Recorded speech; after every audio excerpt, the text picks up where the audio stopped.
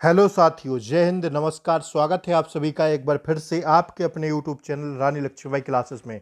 साथियों, आज हम देखेंगे मध्य प्रदेश वन रक्षक, क्षेत्र रक्षक व जेल प्रहरी 2023 के एग्जाम के लिए साइंस का पूरा निचोड़। ध्यान रखिएगा साथियों, इस क्लास में पूरा विज्ञान साइंस का पूरा निचोड़ है साथियों।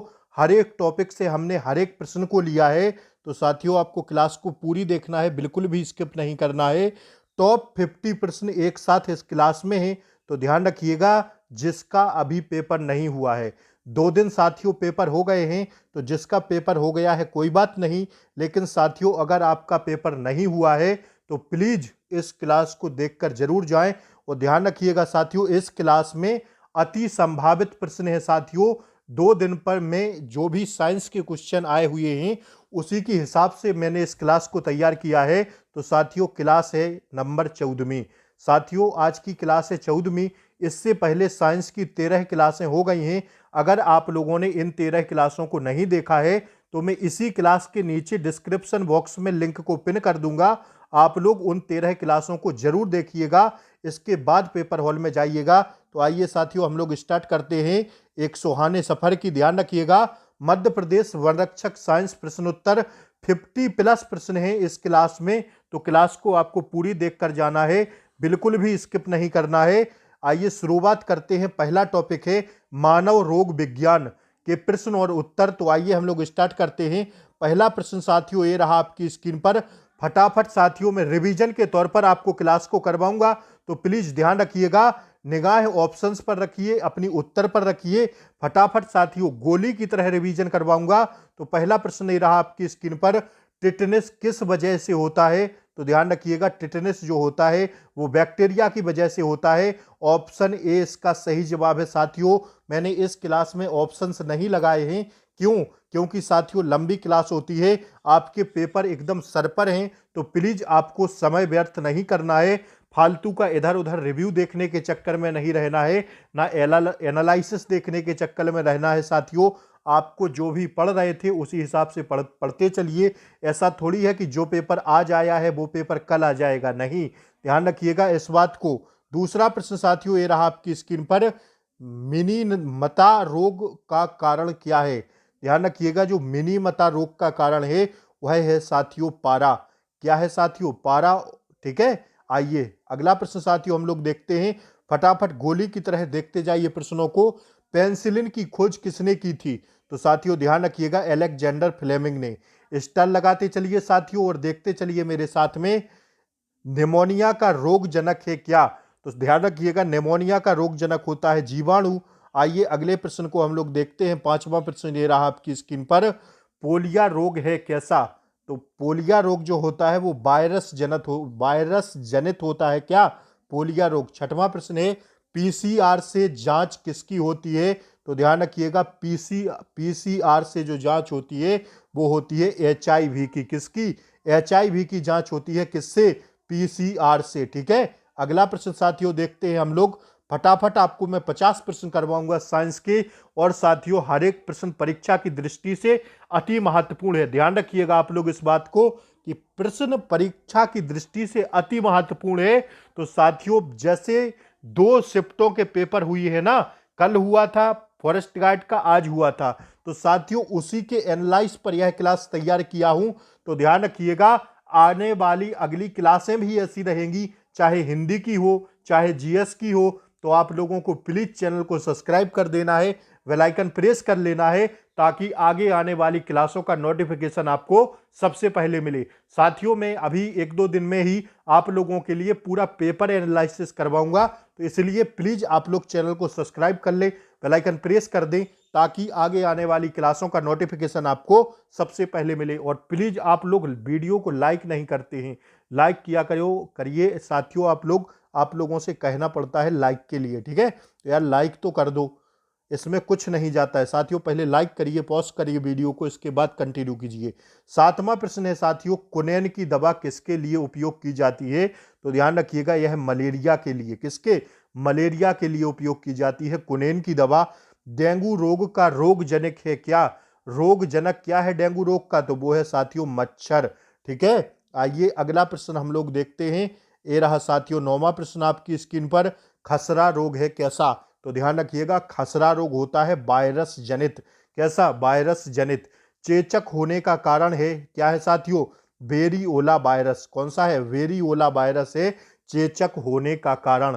किसके कारण होता है चेचक? वेरिओला वायरस के कारण। इस प्रश्न पर साथियों स्टार लगाइए और लिखिए छपेगा। ठीक है, छपेगा यह प्रश्न। आइए अगले प्रश्न पर हम लोग बढ़ते हैं। ये रहा साथियों अगले प्रश्न, प्रोटीन, विटामिन एवं खनिज पदार्थ के प्रश्न उत्तर हैं। तो देखिए 11वां प्रश्न है, घेंघा किसकी कमी के कारण होता है? तो घेंघा रोग होता है साथियों आयोडीन की कमी के कारण। किसकी? आयोडीन की कमी के कारण।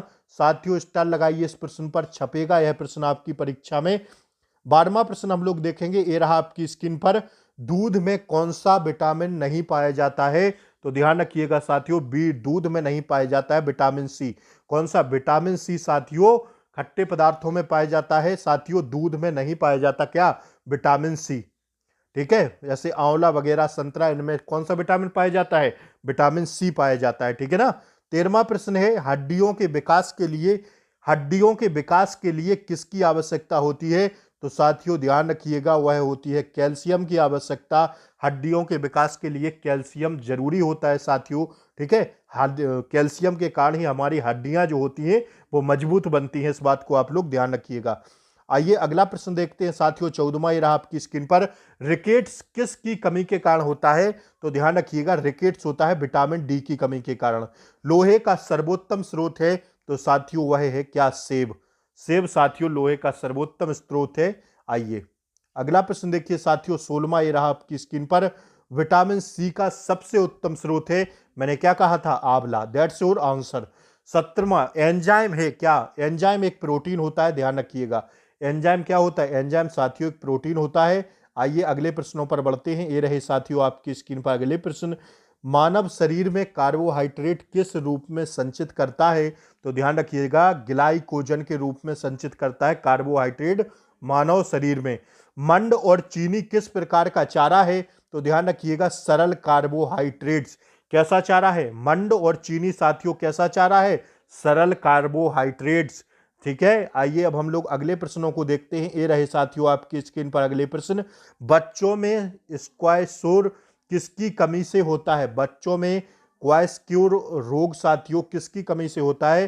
तो ध्यान रखिएगा, क्वाइस्क्योर रोग होता है प्रोटीन की कमी के कारण बच्चों में। ठीक है, आइए अगला प्रश्न साथियों देखते हैं। अब है किसके कारण? मानव शरीर एवं उसके विभिन्न तंत्र। आइए तो इन प्रश्नों को भी देख लेते हैं। पाश्चुईकरण है एक कैसा? निम्न और उच्च ताप उपचार। कैसा है? पाश्चुईकरण ये है एक कैसा? निम्न और उच्च ताप उपचार। ठीक है, आइए अगला प्रश्न देखिए साथियों, प्रोटीन पाचक एंजाइम है कैसा? ट्रिप्सन। कैसा? ध्यान रखिएगा, प्रोटीन पाचक एंजाइम है कैसा? Trypsin. That's your answer. Enzyme मदद करता है किसमें? भोजन पचाने में। एंजाइम मदद करता है किसमें? भोजन पचाने में। That's your answer. आइए साथियों अगले प्रश्नों को देखते हैं। पित्त रस का कार्य क्या होता है? तो ध्यान रखिएगा, वसा का एमएलसी करण। पित्त रस का कार्य होता है वसा में एमएलसी करण में, वसा का एमएलसी करण करना। ध्यान रखिएगा इस बात को। ठीक है, 25वां प्रश्न साथियों देखिए, इंसुलिन हार्मोन्स परिवर्तित करता है क्या? वसा में ग्लूकोज में क्या करता है? इंसुलिन हार्मोन्स परिवर्तित करता है वसा को ग्लूकोज में। ठीक है, वसा को ग्लूकोज में करता है क्या? इंसुलिन हार्मोन्स परिवर्तन। अगले प्रश्न देखते हैं हम लोग, 26वां प्रश्न ये रहा आपकी स्क्रीन पर, अम्लीय पठार रस किसके द्वारा स्थापित होता है? तो ध्यान रखिएगा, यह होता है आमाशय के द्वारा। 27वां देखेंगे, वसीय पदार्थ ज्यादा खाने से होता है क्या? वसीय पदार्थ साथियों मोटापा आ जाता है वसीय पदार्थ खाने से। ठीक है ना। आइए अगले प्रश्न को हम लोग देखते हैं। ये रहे आपकी स्क्रीन पर अगले प्रश्न, मानव शरीर का सबसे कठोर भाग है क्या? इनमल मतलब दांत। दांत साथियों, हमारा जो दांत होता है वह साथियों मानव शरीर का सबसे कठोर भाग होता है। इस बात को आप लोग भली भांति जानते होंगे। इस क्वेश्चन पर आप लोग स्टार लगाइए साथियों, ऐसे ही प्रश्न आपको परीक्षा में देखने को मिलेंगे। 19वां प्रश्न है, कौन सा एंजाइम पेट के अंदर प्रोटीन के पाचन में शामिल होता है? कौन सा एंजाइम पेट के अंदर प्रोटीन के पाचन में शामिल होता है? तो वह है साथियों पेप्सिन। क्या? ऑप्शन उत्तर नंबर पेप्सिन इसका सही आंसर है। ठीक है, आइए 30वां प्रश्न देखिए साथियों, एंजाइम सहायक होते हैं किस में? भोजन पाचन में। किस में? एंजाइम किस में सहायक होते हैं? भोजन के पाचन में। शरीर की विशालतम धमनी कौन सी है? तो इसको ध्यान रखिएगा, एरोटा। एरोटा जो है साथियों शरीर की विशालतम धमनी का नाम है। आइए अगले प्रश्न देखते हैं। 34वां ये रहा आपकी स्क्रीन पर, मानव हृदय में कुष्ठ रोग की संख्या कितनी है? मानव हृदय में कुष्ठ की संख्या कितनी है? तो वो है 4। ईसीजी किस अंग के रोग का पता लगाने हेतु उपयुक्त क्या है साथियों? प्रयुक्त किया जाता है। ईसीजी किस अंग में रोग का पता लगाने हेतु प्रयुक्त किया जाता है? तो साथियों ध्यान रखिएगा, ईसीजी से क्या पता लगता है? हृदय का। किसका साथियों? हृदय का पता लगता है, ध्यान रखिएगा इस बात को। 34वां प्रश्न देख लीजिए साथियों, हृदय और फेफड़ों की आवाज सुनने के लिए डॉक्टर किस यंत्र का उपयोग करते हैं? तो आप सब लोग जानते हैं इस क्वेश्चन को, स्टेथोस्कोप। ठीक है, स्टेथोस्कोप। यह प्रश्न कई परीक्षाओं में पूछा जाता है, तो प्लीज आपको इस प्रश्न पर स्टार लगा लेना है, छपेगा साथियों। सबसे बड़ी धमनी किस नाम से जानी जाती है? तो ध्यान रखिएगा, महाशिरा, यानी मतलब वेना कावा के नाम से जानी जाती है। सबसे बड़ी धमनी किसके नाम से? महाशिरा, या इसी को कहते हैं वेना कावा। ध्यान रखिएगा इस बात को। ठीक है, आइए अगले प्रश्न साथियों देख लीजिए आप लोग, श्वेत रक्त कणिका का क्या मुख्य कार्य है? तो साथियों संक्रमण से लड़ना। संक्रमण से लड़ना, श्वेत रक्त कणिका का मुख्य कार्य क्या है? संक्रमण से लड़ना। That's your answer. मानव रक्त का पीएच मान कितना होता है? 7.4। कितना होता है? 7.4। मानव रक्त का पीएच मान होता है 7.4। ठीक है, आइए अगला प्रश्न देखिए साथियों, 38वां ये रहा आपकी स्क्रीन पर, सामान्य व्यक्ति की नब्ज की गति किसके मध्य में होती है? तो 70 से 80 के मध्य होती है। सामान्य व्यक्ति के नब्ज की गति किसके मध्य में होती है? 70 से 80 के मध्य में होती है। आइए अगला प्रश्न देखिए साथियों, दौड़ लगाते समय मनुष्य का रक्तचाप कैसा होता है? ध्यान रखिएगा, बढ़ जाता है। दौड़ लगाते समय मनुष्य का रक्तचाप कैसा होता है? तो ध्यान रखिएगा आप लोग, बढ़ जाता है। ठीक है, आइए अगले प्रश्नों को देखते हैं। अगला प्रश्न है आपकी स्क्रीन पर, हीमोग्लोबिन का मुख्य संगठक है। तो ध्यान रखिएगा इस बात को, लोहा। हीमोग्लोबिन का मुख्य संगठक क्या है? लोहा। That's your answer. आइए साथियों अगले प्रश्नों को हम लोग देखते हैं। ये रहा 41वां आपकी स्क्रीन पर प्रश्न, मानव शरीर का रक्त व्यंक क्या कहलाता है? तो ध्यान रखिएगा इस बात को, वो कहलाता है प्लीहा। और साथियों इस क्वेश्चन पर स्टार लगा लीजिएगा, छपेंगे यह प्रश्न। ऐसे ही प्रश्न मैंने साथियों कुछ बच्चों के एनालिसिस देखे हैं, ऐसे ही प्रश्न साइंस में आपसे पूछे जा रहे हैं। तो मैंने टॉप 50 आपको कराने की आज साथियों, टॉप 50 पूरे हर एक साथियों पॉइंट मैंने लिया है साइंस का।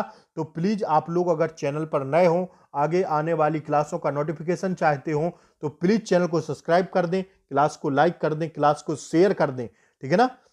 केंचुआ में श्वसन अंग का नाम है क्या? गिली त्वचा। केंचुए में श्वसन अंग का नाम है क्या? गिली त्वचा। आइए साथियों अगले प्रश्न देखते हैं। 43वां प्रश्न देखिए, मनुष्यों में 100 सुंदर है क्या? 17 से 19 प्रति मिनट। क्या है साथियों? मनुष्यों में 100 सुंदर है क्या? 17 से 19 प्रति मिनट। ठीक है, 44वां प्रश्न देखिए, एक सामान्य व्यक्ति 1 मिनट में औसतन कितनी बार सांस लेता है? तो ध्यान रखिएगा, औसतन लेता है 16 बार। और यह प्रश्न पूछा गया है साथियों, तो स्टार लगा लीजिएगा, छपेगा यह प्रश्न। ठीक है, आइए 45वां प्रश्न देखिए साथियों, वह प्रक्रिया जिसमें एल्कोहल का निर्माण होता है, तो वह होती है अवायवीय श्वसन। कैसी साथियों? अवायवीय श्वसन प्रक्रिया होती है। इस बात को आप लोग ध्यान रखिए, जिसमें एल्कोहल का निर्माण होता है वह क्या होती है? अवायवीय श्वसन। ठीक है, श्वसन की क्रिया संपन्न होती है किससे? माइटोकॉन्ड्रिया से। ठीक है ना, श्वसन की क्रिया किससे संपन्न होती है? माइटोकॉन्ड्रिया से। इस बात को आप लोग ध्यान रखिएगा। आइए साथियों अगले प्रश्न देखते हैं। मानव कलाई में नाड़ी स्पंदन करती है कैसे? उसी दर पर जिस दर पर हृदय करता है। मानव कलाई में जो साथियों नाड़ी स्पंदन करती है, जब हम नाड़ी को चेक करते हैं तो साथियों यह किस नाड़ी स्पंदन कैसे करती है? तो इस बात को ध्यान रखिएगा कि उसी दर पर करती है जिस दर पर हमारा हृदय साथियों क्या करता है, स्पंदन करता है। उसी दर पर हमारी नाड़ी, हाथ की नाड़ी भी उसी दर पर क्या करती है, स्पंदन करती है। ठीक है ना। आइए 48वां प्रश्न देखिए, नेफ्रॉन किससे संबंधित है? तो नेफ्रॉन संबंधित है साथियों वृक्क से। किससे? वृक्क से क्या है, नेफ्रॉन संबंधित है।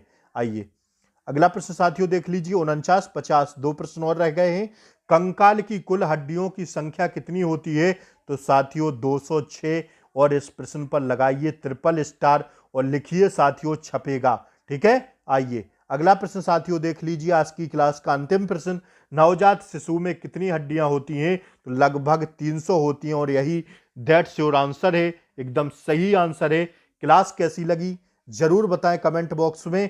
और 50 मैंने प्रश्न कराए हैं। अगर आप लोग ऐसी ही साइंस की क्लासें और चाहते हैं तो प्लीज एक अच्छा सा कमेंट करें, मोटिवेशनल कमेंट करें साथियों। और प्लीज चैनल पर नए हो तो चैनल को सब्सक्राइब करें, बेल आइकन प्रेस करें ताकि आगे आने वाली क्लासों का नोटिफिकेशन आपको सबसे पहले मिले। जय हिंद जय भारत, मिलते हैं अगली वीडियो में, तब तक के लिए जय हिंद। साथियों क्लास वीडियो को लाइक जरूर कर दें, क्लास को शेयर कर दें। जय हिंद जय भारत, मिलते हैं अगली वीडियो में, तब तक के लिए जय हिंद, टेक केयर, बाय बाय।